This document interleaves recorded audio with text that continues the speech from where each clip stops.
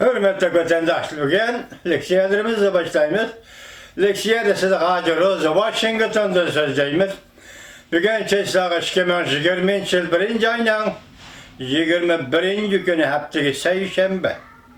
Vaziyet doğrusu da alayla haberi yok. Lakin şu nesin görüşmemiz gerekli azı iki meseleye. Mesela Kanada'da Mumwendu meselesi merkezleşti. Yani biri aldığımızdaki 19. günü. Ve kaysı günü de 19. günü Şangang'da 150 kişilik namayiş götürüldü. Şu ağır mundak özgerdi biz Cungo hükümeti yaka. Asaslığı Şangang, Hong Kong hükümetinin demokratik saat elip bir işine davet kılımız, talep kılımız. Burunqı da 5 talep namayişçiler oturup koygan 5 talep herkes özgermeydi. Muşa vaziyet, hazırlıklı vaziyet muşu.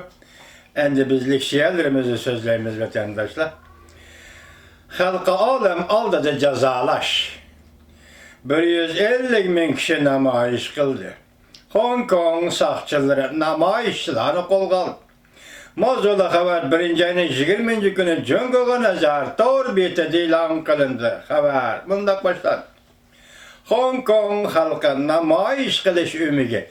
Bu da teşkilatlar aramız halk özü teşkilliğin namayiş. Halkı alem aldı da cezalaşak imborga kılış ümidi yığılış kılıp namayiş teşkilliğinde. Çünkü saat ötledi. Keslice kiyingen bir nefer sakçı, şu da bağıtısı gelip, namayişini teşkilligen orunla namayişini bekar kılışını talep kıl. Namayişle bu sakçı kartı lakıllıklarını etişke başladı.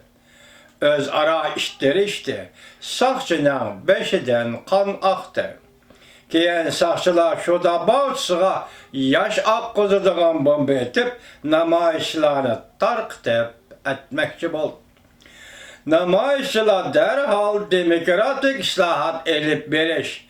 Bulmaganda halk alem aldı cezalaşını talep kıldı. Mesela Şangang'da, Hong Kong'da demokratik islahat elip beriş. Eğer bu işi yol koymaydıgan bolsan, bütün dünya Hong Kong hükümetine bütün dünya halkı aldı, imbargo kılış ve yakın cezalaşını talep kıldı.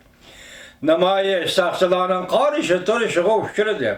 Fakat şu da bağıtısıdır namayiş kılış ruhsat kıldı. Çünkü saat ötlerde sakçılar namayişçilerine kol kılışka başladı. Hong Kong halkı namayiş kılış ümidinin bayanatçısı Liu Yunquang şu günü keşte Wenzi rayını da kol kılın. Amının keyfiyatını kuturattı deyip bu kişiye cinayet artıldı. 150 bin kişi namayişe katlaştı. Namayiş teşkilliğiyle ekin sudek namayiş teşkilleşini uğurlaştırdı. Mesela bağcığı kırıp duruş, çıkıp duruş. Su kırıp duruş, ayığı çıkıp duruş diyecek. Su ekin su şekildeki namayiş. Lakin kişiler bağcığı patmaya kaldı. Hong Kong şehrinin Zhonghuan rayını da kar kiyimlik pidayla karşılık görsetti. Ötkende muşa kar kiyimlik pidayla namayişten çekindirip yalgan haber tarqatqanız Cungo taraf. Biz sizlerge otoğurda sözlüğümü gelidik. Bugün yani nime dedi kar kiyimlik pidayla Şangang pidayla yine karşılık görsetti. Birinci olup sakçılar ile namayişle otursa tokunuş yüzmedi. Kan döküldü. Nek meydan kalayma kalışıp gitti. Şunu dedi ki zor bir Türk'üm namayişçiler Ciyolun belbeğinde oynayıp yürüyüp namayiş kıl. Kaç saat Allah etrafı namayişçiler. Sakçılar namayişçiler bile tirkeşti. Kar kim ki 52 yaşlarını sakçılar sen kim demek sual sormayla kol gelişke başladı. Gangda başrayını yani sakçı başlığı Wu Lün Munda görse 4 teper sakçı yarlandı. 8 teper namayiş kol gelindi. Bunların kolu da soğuk kurallar var idi. Bu namayişin asaslık maksadı her kaysı devletlerin Hong Kong hükümetini cezalaşını talep kılış. Yani halka alem aldı cezalaşını talep kılış namayişi her kiti. Bunun için Hong Kong hükümeti tolama afsuslandı.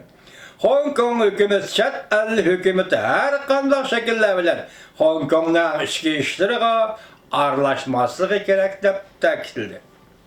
NTD televiziyasi xabar qilib, K. Efendining so'zlarini naql oldi. K. Efendi mundaq dedi: "Men his qilamanki, soqchilarning zo'ravonligi barg'ansiri eg'irlashib ketdi. Men his qildimki, soqchilarning zo'ravonligi Hong Kongda barg'ansiri eg'irlashib ketdi. Teyishlar, qoidalik, g'ayri zo'ravonlikqa tutgan muomalasida barg'ansiri eg'irlashib ketdi.